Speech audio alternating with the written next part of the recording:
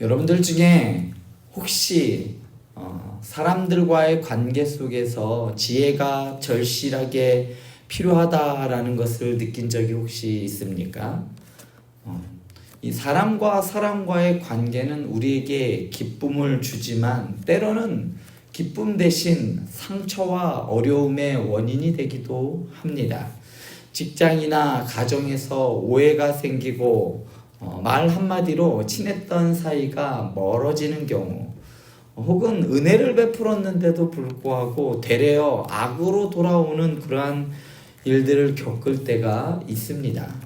이러한 상황에서 우리는 어떻게 행동해야 할까요?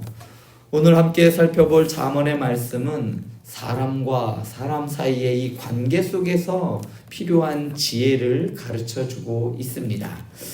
잠언서는 오늘 말씀은 이를 하나님 앞에서 올바르게 행할 행동 지침으로 제시하면서 약 한 4가지 지침에 대해서 오늘 살펴보려고 합니다. 먼저 첫 번째, 사람과 사람 사이에서 하나님 앞에 올바르게 행해야 할 지침 첫 번째 말씀은요, 선을 악으로 갚지 말라라는 말입니다. 13절 말씀을 보면요, 누구든지 악으로 선을 갚으면 악이 그 집을 떠나지 아니하리라 라는 말씀이 나옵니다.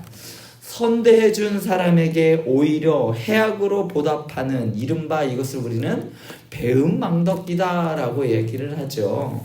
이렇게 배은망덕한 행동을 한 사람들에 대한 경고의 말씀입니다.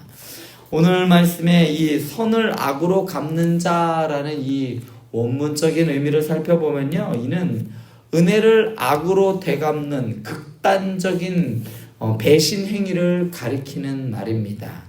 이런 행위는 하나님께서 그냥 둘까요? 사람도 그것을 봤을 때 분노하면서 사람도 그냥 두지 않을지언정 하나님께서도 그것을 그냥 두지 않는다는 겁니다. 결국 그 집안에 재앙이 떠나지 않을 것이다 라고 단언합니다. 실제로 우리 다윗의 경우를 봐서 우리는 잘 알 수 있습니다. 다윗과 밧세바가 어떻게 했을까요? 그의 충신이었던 우리아의 그 선행을 악으로 갚는 큰 죄를 범하였죠. 그로 인해서 사무엘하 12장 10절에는 칼이 네 집에서 영원토록 떠나지 아니하리라 라는 하나님으로부터 벌을 받았습니다. 이처럼 배은망덕은 하나님 앞에서 큰 죄악이면서 그 결과는 집안에 두고두고 악이 떠나지 않는 그 불행으로 돌아오게 됩니다. 우리가 살아가면서 기억해야 할 지혜는 결코 선을 악으로 갚지 말아야 한다라는 것이지요. 두 번째로 우리가 하나님 앞에서 행동해야 할 삶의 지침 두 번째는 다투면 빨리 그쳐라 라는 말입니다.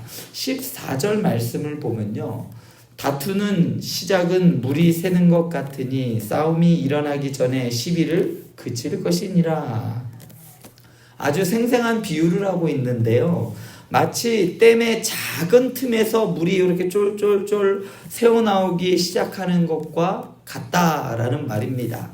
처음엔 아주 작은 물방울이 새는 것처럼 보이지만 그걸 그냥 두면 어떻게 될까요? 그 틈이 점점점 벌어져서 결국 그 틈 때문에, 아주 작은 틈 하나 때문에 그 댐이 터지고 말죠. 그래서 댐이 터지는 것으로 끝나는 것이 아니라 홍수가 나는 겁니다. 이처럼 사소한 말다툼이나 의견 충돌도 초기에 잘 다스리지 않으면 커다란 분쟁과 파국으로 번질 수 있다라고 오늘 잠언 말씀은 경고하고 있습니다. 고대 이스라엘 사회나 오늘날도 마찬가지예요. 갈등은 초기 대응이 중요합니다. 누군가 말다툼이 났을 때 그 시간이 점점 멀어지면 어떻게 될까요? 화해하기가 참 어렵습니다. 그런데 문제가 생기자마자 그냥 하루 넘기지 않고 그냥 전화해서 아유 내가 아까는 미안했어 이 한마디면 그냥 끝나요. 그런데 그걸 그냥 다음날로 넘기면 이게 참 사람이 서먹서먹해지고 잘못한 놈이 먼저 전화하겠지 이러다가 영영 보지 못하는 경우를 우리 주변에서 보게 됩니다. 오늘 본문 말씀에서 싸움이 일어나기 전이라는 이 표현은요, 당시 법정 소송으로 비화되기 전의 상황을 말하고 있는 겁니다. 법정까지 가기 전에 멈추라는 말이에요. 직장이나 교회에서도 마찬가지입니다. 초기 단계에 그냥 내가 미안해, 내가 좀 잘못했어, 내가 오해했나 봐, 이런 한마디 사과나 양보가 훗날 큰 갈등을 막아주게 되는 겁니다. 예수님께서도 화평케 하는 자는 복이 있다라고 말씀하셨습니다. 이렇게 한 발짝 물러서 주는 사람, 먼저 다가가는 사람, 이런 사람을 예수님께서는 화평케 하는 자다라고 했습니다. 그러므로 우리는 서둘러 용서하고 화해함으로 우리의 이 관계의 댐을 지키는 그러한 지혜를 실천해야 하는 것입니다. 혹시 내 마음에 지금 걸리고 있는, 마음에 걸리는 분쟁이나 다툼의 문제가 혹시 있습니까? 더 악화되기 전에 오늘 결단하고 오늘 먼저 손을 내미는 것이 하나님께서 주시는 지혜입니다. 또한 세 번째 지침은요, 항상 사랑하는 참된 친구가 되라라고 말씀하고 있습니다. 오늘 17절 말씀에 보면요, 인간관계 중에서도 우정과 형제에 관한 아주 귀한 진리를 17절에서는 말해주고 있습니다. 친구는 사랑이 끊어지지 아니하고 형제는 위급한 때를 위하여 낳느니라. 이 구절은요, 친구와 형제를 사실상 같은 맥락으로 보고 있습니다. 진정한 친구는 형제와 같이 어려운 때에 변치 않는 사랑을 보여준다라는 의미입니다. 친구는 피가 섞이지 않죠. 피가 섞이지 않았음에도 불구하고 형제처럼 의리가 있고 어떠한 환난 속에서도 끊어지지 않는 사랑으로 맺어진다라는 의미입니다. 우리 신앙생활 속에서도 이러한 친구가 아주 매우 중요합니다. 진정한 친구는 잘 나갈 때만 곁에 있는 사람이 아니라 실패하고 아플 때에도 함께 울어주는 사람입니다. 무엇보다 우리가 믿는 주님께서는 가장 신실한 친구가 되어주셨지요. 주님께서는 내가 너희를 버리지도 않고 떠나지도 않겠다라고 약속하셨습니다. 그래서 우리가 연약할 때 우리를 위해 자기 목숨까지 내어주셨지요. 예수님 안에서 참된 우정과 형제 사랑의 본을 배우면서 우리도 서로 그렇게 사랑할 수 있기를 바랍니다. 그리고 네 번째 지침, 말을 아끼고 경청하는 지혜를 갖기를 바랍니다. 27절 말씀을 보면요, 말을 아끼는 자는 지식이 있고 성품이 냉철한 자는 명철하니라 라고 말합니다.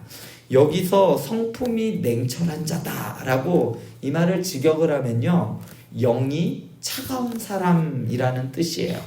의미상 침착하고 조용하여 쉽게 흥분하거나 화내지 않는 사람을 가리킵니다.